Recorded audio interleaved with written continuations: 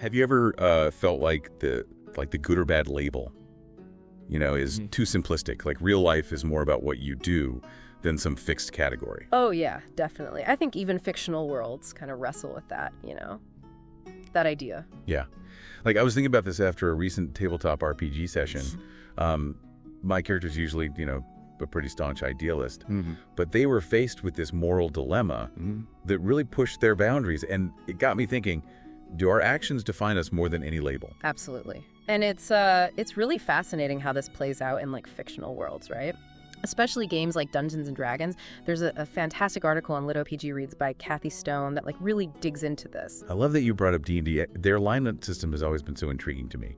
It's more than just like good versus evil, right? Right, yeah. It's a two-axis system that explores a character's morality and also their approach to like rules and order, So imagine a grid, right? One axis runs from lawful to chaotic, the other from good to evil. Okay, I'm picturing this grid. Yeah, and that creates 9 distinct alignments, and each one has like its own unique flavor. Okay, so how does it translate to actual gameplay? I mean, it can't just be about declaring your character lawful good and then just like calling it a day, right? Definitely not. The article really emphasizes that like actions are the true measure of alignment. Yeah. Like for example, picture a lawful good paladin. They're typically bound by a strict code of conduct. But what happens when upholding that code like clashes with protecting the innocent? That choice, that action, it reveals their alignment way more effectively than any label. So it's about those tough choices. Yeah. The ones where following the rules might mean compromising your morals or vice versa. Precisely. And the article really highlights how combat and dialogue can be like particularly revealing. Okay. Think about a chaotic good character. They might fight with like unpredictable flair, whereas a lawful good character would prioritize strategy and formation, And in conversations, a chaotic good character might be more impulsive, while a lawful good one carefully considers the consequences of their words. This is making me rethink like my character's actions in like my last few sessions. Yeah. It's not just about what they say, but how they react in the heat of the moment. What happens, though, when you have a party of adventurers with conflicting alignments? Wouldn't that create some interesting friction? Absolutely. The article addresses this particularly like the clashes that can arise between, say, a lawful good paladin and a chaotic neutral rogue. Imagine a scenario where the paladin wants to uphold the law at all costs, while the rogue is way more focused on personal gain, potentially bending the rules to achieve their goals. That sounds like a recipe for disaster. How do you even play that out without it totally derailing the game? The article suggests some helpful strategies. Open communication outside of the game, that's key. Players can discuss how to approach these conflicts, finding compromises or even framing disagreements as opportunities for character growth. Perhaps the paladin learns to be a bit more flexible in their interpretation of the law, or the rogue discovers a cause they genuinely believe in, leading them to act more selflessly. So conflict doesn't have to be a game breaker. It can actually enrich the narrative and lead to some compelling character development. But isn't there a risk of characters becoming predictable if they always act according to their alignment? Where's the room for surprises and those unexpected twists? That's a great point, and it's where the concept of alignment shifts comes in. These shifts are often the most gripping part of character development, showcasing how internal struggles and external events can really challenge a character's core beliefs. Imagine a paladin who has always upheld the law with unwavering conviction, but then they witness firsthand the corruption within the very system they swore to protect. That disillusionment, it could trigger a profound crisis of faith, forcing them to reevaluate their rigid adherence to rules. That sounds like a powerful story arc. So their alignment isn't set in stone. It can evolve as the character grows and learns from their experiences. Exactly. These shifts, however, shouldn't be arbitrary. The article stresses that they need to be earned through meaningful experiences and choices that resonate with the character's backstory and personality. For instance, that disillusioned paladin might gradually shift towards a more chaotic good alignment, prioritizing justice over blind adherence to a flawed system. Or perhaps they find themselves drawn to a more neutral stance, struggling to reconcile their ideals with the harsh realities of the world. It's like their alignment becomes a reflection of their internal journey, their struggles and their growth. And the article even suggests some techniques to make these shifts more authentic and engaging, right? Yes. Techniques like journaling from the character's perspective, really delving into their thoughts and feelings. It can help players explore the nuances of their character's internal conflicts and understand how they process those pivotal moments that challenge their worldview. So it's about getting into the character's headspace, almost like method acting.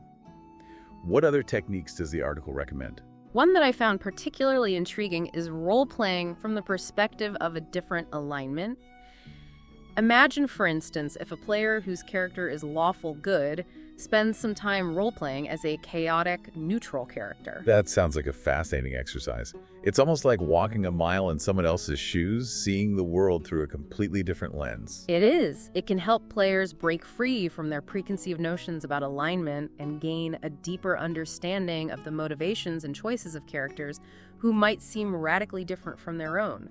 It can even help them discover hidden facets of their own character's personality, revealing unexpected complexities. So it's not just about understanding other characters, it's about challenging your own assumptions and broadening your perspective. That's pretty powerful. And the article also mentioned how the campaign setting the world in which the game takes place can influence how alignment is interpreted right. I'd love to hear more about that. Absolutely. Imagine a classic high fantasy setting where the forces of good and evil are clearly defined. In such a world, the lines between alignments might seem more rigid. A lawful good knight would uphold a strict code of honor, while a chaotic evil sorcerer might revel in spreading chaos and destruction. But then imagine a grittier, more morally ambiguous setting where survival is a constant struggle and the lines between right and wrong are blurred. It's like the world itself adds another layer of complexity to the alignment system. How would those same characters navigate those moral gray areas? That's the intriguing part. In a world where survival might require compromising one's ideals, that lawful good knight might be forced to make difficult choices that challenge their rigid code. They might even have to bend or break the rules to protect the innocent or uphold a greater good. And that chaotic evil sorcerer, driven by self-preservation, might surprisingly find themselves performing acts of kindness or even cooperating with others for the sake of survival. So the setting becomes a catalyst for character development, forcing them to confront situations that test their core beliefs and potentially lead to those fascinating alignment shifts we talked about earlier. Precisely. And the article delves into specific examples, like a cyberpunk world where technology has blurred the lines between good and evil. You might have a hacker who breaks into corporate systems, exposing corruption and fighting for the underdog, but they're also motivated by personal gain or thirst for knowledge. Are they a hero, a villain, or something in between? That's a really thought-provoking question. It makes you realize that alignment isn't about simplistic labels. It's about understanding the nuances of human nature, the motivations behind our actions, and how our choices define who we are. It's about exploring the complexities of right and wrong, good and evil, and recognizing that even in fictional worlds, there's rarely a simple answer. I love how this article has given us so much to think about. It's not just about playing D&D, it's about understanding ourselves and the world around us a little bit better. But before we dive deeper, let's take a moment to acknowledge Kathy Stone, the author of this insightful article on LitRPG Reads. Her exploration of alignment is truly thought-provoking. Absolutely. And for our listeners who are interested in exploring more of these fascinating concepts, we highly recommend checking out LitRPG Reads and the work of its founder, Paul Bello. They have a treasure trove of resources for anyone who loves fantasy gaming and the stories that bring those worlds to life. This whole conversation has been a real eye-opener. It's made me realize that alignment is so much more than a game mechanic. It's a reflection of who we are, the choices we make, and the stories we tell. And now for our listeners, we have a question for you to ponder. Think about a character from a book movie, or even someone you know. How would you place them on the D&D alignment chart? And what actions led you to that decision? We'd love to hear your insights. Share your answers in the comments below. Yeah, we can't wait to see what you come up with, you know? Yeah. It's always so fascinating to see how different people interpret these complex characters. Yeah. One thing that really struck me about this article was how it kind of encourages us to go beyond those initial judgments and really like delve into the nuances of a character's actions and motivations. It's like peeling back the layers of an onion, right? You start with that surface level impression, but as you dig deeper, you discover all these complexities and contradictions. Exactly. It reminds me of a character I played in a recent campaign. Yeah. He was a rogue, and I initially envisioned him as chaotic neutral, driven by self-preservation and a healthy dose of greed. But as the game progressed and I started journaling from his perspective, I discovered this like hidden layer of compassion. Ooh. Tell me more about that. How did that compassion manifest in his actions? Well, there was this one encounter where we stumbled upon a village that had been raided by bandits. My first instinct was to loot whatever was left and move on, but as I started writing from the rogue's perspective, I realized he wouldn't be indifferent to the suffering he saw. He had a rough childhood himself, and something about the plight of the villagers resonated with him. So instead of looting, he ended up using his skills to help them rebuild and even track down some of the stolen goods. Wow, that's a great example of how journaling can really bring a character to life and reveal those hidden depths. And it sounds like it led to a natural alignment shift for your character. It did. He started making choices that were more in line with a chaotic, good alignment, still valuing his freedom and independence, but also demonstrating a genuine desire to help those in need. It added such a rich layer to his personality and made him so much more compelling to play. I could see how that would make for a much more rewarding experience, both for you as a player and for the other players at the table. It's those unexpected moments that make a campaign truly memorable. And speaking of memorable moments, I wanted to go back to something we touched on earlier, the idea of role-playing from the perspective of a different alignment. I'm still curious about how that works in practice. Can you give me an example? Of course. Imagine you have a player who is used to playing lawful, good characters. Paladins, clerics, those classic heroes who always strive to do the right thing. And let's say the dungeon master throws them a curveball and asks them to temporarily step into the role of a chaotic, evil character, perhaps for a side quest or even just for a single scene. That would certainly be a challenge. How do you even begin to approach that without completely betraying your character's core beliefs? It's about embracing the what-if scenario. Instead of asking, what would my character do? They ask, what would a chaotic, evil character do in this situation? It's about setting aside their own moral compass for a moment and really trying to understand the motivations and desires of a character who operates from a completely different set of values. So it's almost like an acting exercise. You're putting on a mask and exploring a different side of human nature. Exactly. And it can be incredibly insightful. That player might discover that even a chaotic evil character isn't simply a mindless agent of destruction. They might have their own twisted code of ethics, a warped sense of loyalty, or even a tragic backstory that explains their descent into darkness.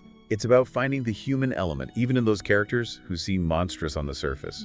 And I bet it can lead to some really interesting role-playing moments. It definitely can. It can shake things up at the table, create unexpected alliances, and even challenge the other players' assumptions about their own characters.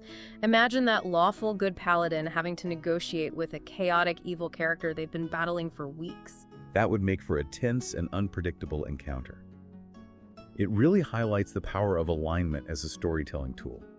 It's not just about defining a character's moral compass, it's about creating those moments of conflict, those ethical dilemmas that force characters to confront their own beliefs and make choices that have real consequences. And it's about reminding us that even in a fantasy world, there's no easy answers.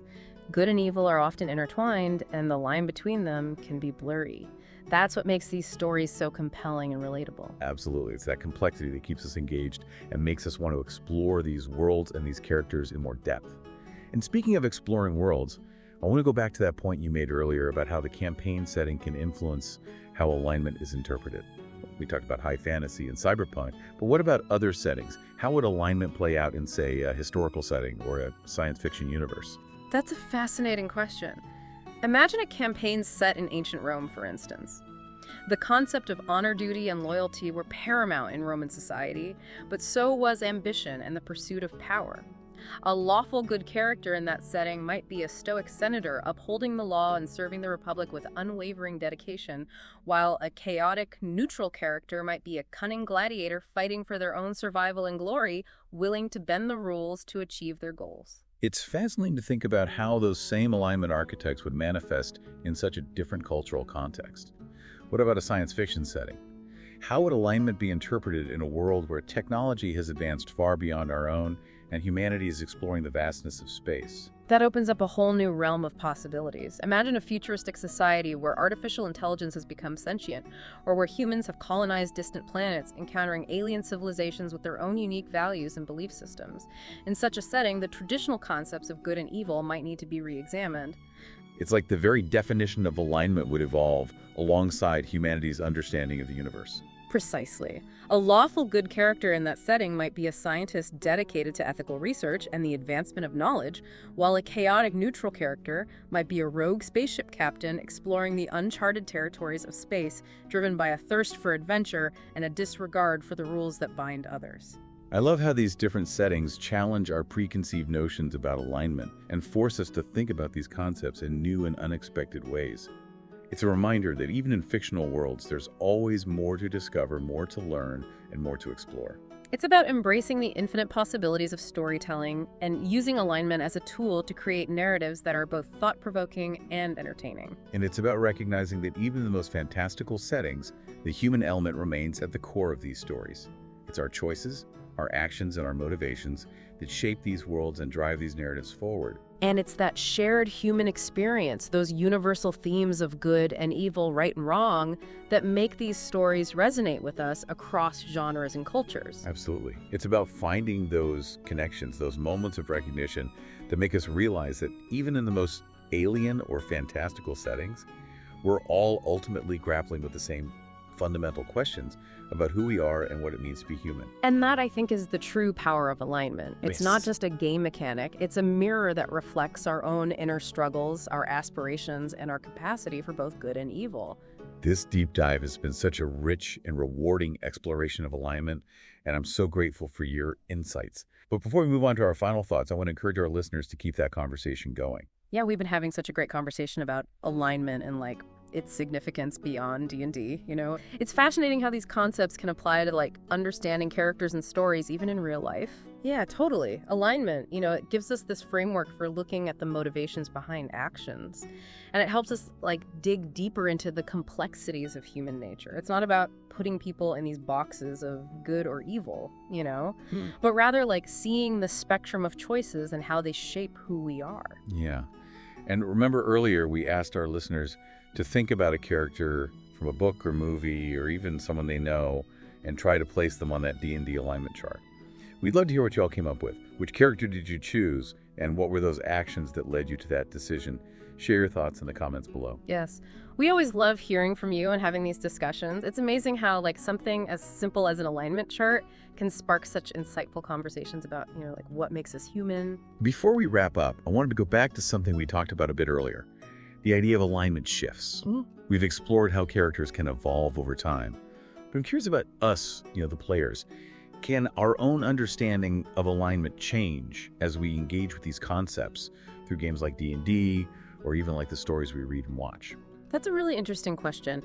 I definitely think our understanding of alignment can evolve. As we gain more experience and encounter different perspectives, we might start with a pretty black and white view of good and evil, but as we immerse ourselves in these worlds and explore the complexities of different characters, those lines can get blurry.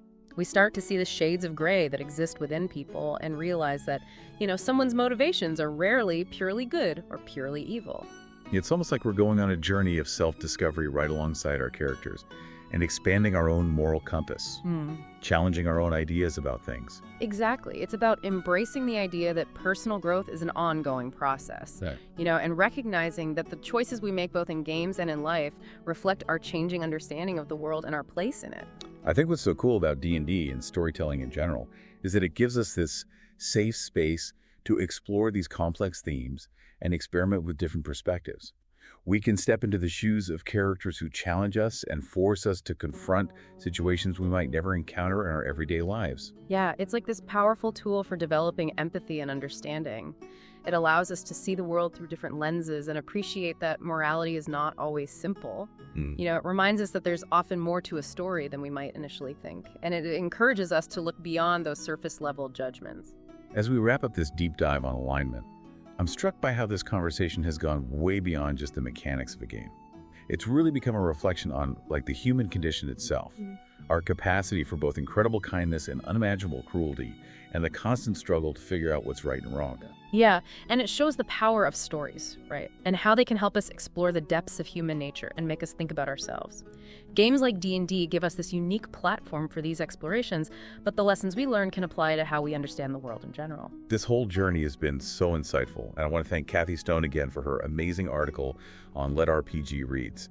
Her exploration of alignment really kicked off this fascinating conversation and got us thinking about the many layers of this seemingly simple concept. And to our listeners, thank you so much for joining us on this deep dive.